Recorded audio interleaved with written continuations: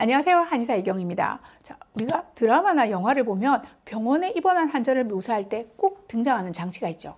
바로 수액입니다. 그만큼 다들 익숙하지만 또 그만큼 제대로 잘 알고 있지는 않은 수액치료. 오늘 고상훈 원장님과 함께 알아보도록 하겠습니다.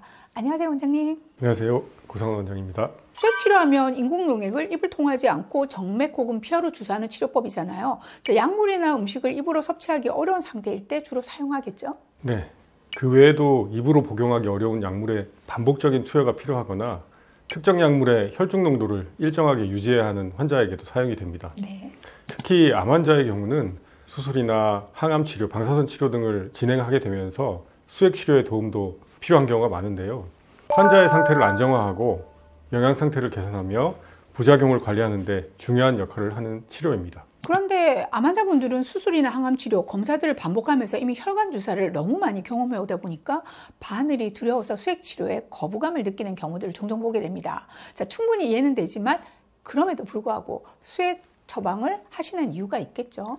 예, 말씀하신 대로 그 두려운 마음을 충분히 이해하면서도 그 공포감을 누르고서라도 꼭 해야만 하는 경우가 있습니다. 필요성을 충분히 공감한다면 좀 더 극복하기가 쉬울 겁니다.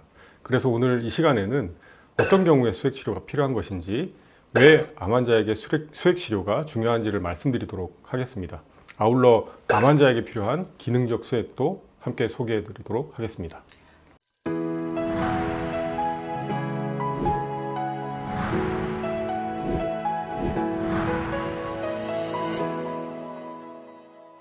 수액은 몸속에 발생한 결핍을 해결하는 가장 즉각적이고 효율적인 수단일 텐데요. 특히 암 환우분들에게 구체적으로 어떻게 그리고 어떤 종류의 수액 종류가 필요한지 저도 궁금합니다. 신체에 나타난 결핍은 우리 몸에 너무나도 많은 악영향을 주게 되죠. 영양 결핍이 지속이 되면 체중의 감소가 있을 수 있는데요. 네. 체중 감소가 지속되다 보면 심한 경우에는 암 악액질로 알려진 근육과 지방의 급격한 손실까지도 나타날 수 있습니다. 이는 단순한 체중 감소와 달리 치료와 회복력을 심각하게 저하시키죠. 충분한 에너지 섭취가 이루어지지 않으면 극심한 피로와 체력 저하가 나타나게 되고요. 이로 인해 일상생활과 치료에 대한 적응력이 떨어지게 되는 것입니다. 네, 암 환자가 아니더라도 장기간의 단백질, 비타민, 미네랄 결핍은요, 면역세포 생성과 기능을 방해하죠. 그 결과 감염 위험이 증가하게 될 거고요. 더구나 암 환자분들이라면 더욱 심각한 합병증으로 이어질 수밖에 없겠습니다. 네, 그렇죠. 특히 단백질과 비타민 부족은 조직 재생과 상처 치유 과정을 늦춥니다. 수술 후에 회복이 느려지고 합병증 위험이 증가하게 됩니다. 잘 아시다시피 단백질 결핍은 근육량 감소로 이어지고 이로 인해서 신체 활동과 자립 능력이 저하됩니다. 근육 손실이 암 환자의 예후에 얼마나 부정적인 영향을 미치는지는 전현 원장님과의 지난 방송에서도 다뤘었는데요. 비타민과 미네랄 부족에 대해서도 설명해 주시면 어떨까요? 비타민과 미네랄 부족은 피부가 건조해지고 탄력을 잃게 하며 탈모가 심해질 수 있습니다. 가장 흔하게 철분, 비타민 B12, 네. 엽산 부족으로 인해 빈혈이 발생할 수 있고요. 이로 인해 어지러움, 피로, 집중력 저하가 나타나기도 합니다.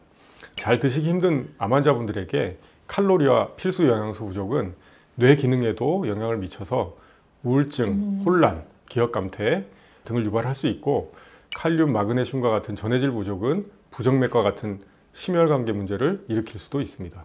방금 전해질 부족에 대해 말씀해 주셨지만 수술이나 항암 등으로 소화기능, 특히 장 기능의 손상이 빈발하는 암 환자분들은 이 외에도 다양한 2차적인 문제들이 발생할 수 있잖아요. 소화력이 떨어지다 보니 충분한 섬유소의 섭취와 수분도 부족해지기 쉽습니다. 네. 섬유질과 수분 부족은 변비를 유발하고 위장관의 점막 손상으로 인해서 흡수 장애가 악화됩니다. 이렇게 진행된 체액의 부족은 여러 가지 문제들을 야기할 수 있는데요. 우선 항암제가 적절히 체내로 흡수되거나 분포되지 못해서 치료 효과가 저하될 수 있습니다.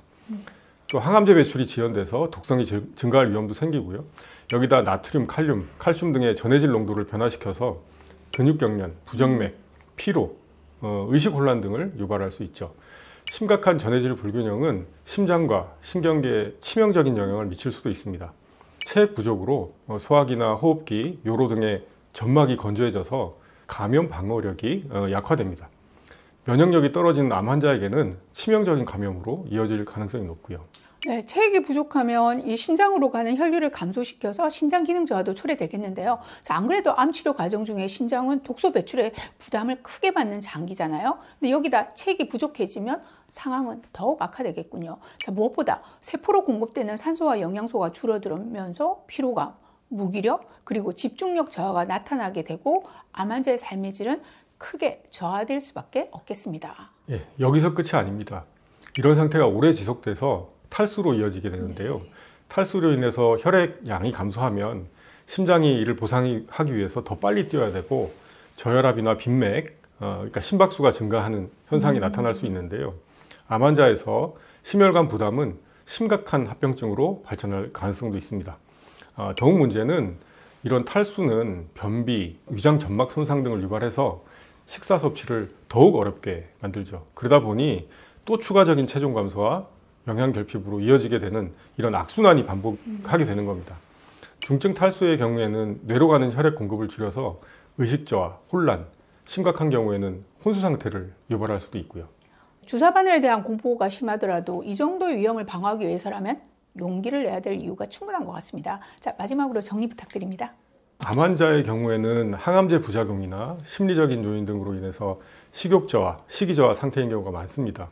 항암 치료나 방사선 치료가 소화기관에 손상을 주어서 영양소 흡수 능력이 저하되어 있는 경우도 많고요. 그에 반해 암 치료로 인한 면역력의 유지나 조직 회복 등에 필요한 영양소는 더 많이 요구가 됩니다. 더구나 암은 에너지 소비를 증가시키고 단백질 대사를 촉진하기 때문에 근육과 체중 손실을 유발하기도 하죠. 항암 치료나 방사선 치료를 지속하기 어렵게 하고 합병증의 가능성을 높이고 예후도 악화시킬 수 있는 이런 결핍의 문제를 절대 가볍게 여기면 안 되고 암 환자의 경우 오히려 수액 치료에 더 적극적이게 한다는 점 꼭 강조드리고 싶습니다. 오늘은요, 수액 치료의 필요성에 대해 알아봤는데 다음 이 시간에는 구체적으로 어떤 수액을 선택해야 하는지에 대해 알아보는 시간 갖도록 하겠습니다. 자, 고상호 원장님 감사드리고요. 저희는 다음 이 시간에 뵙겠습니다. 추운 날씨 건강 조심하세요. 감사합니다.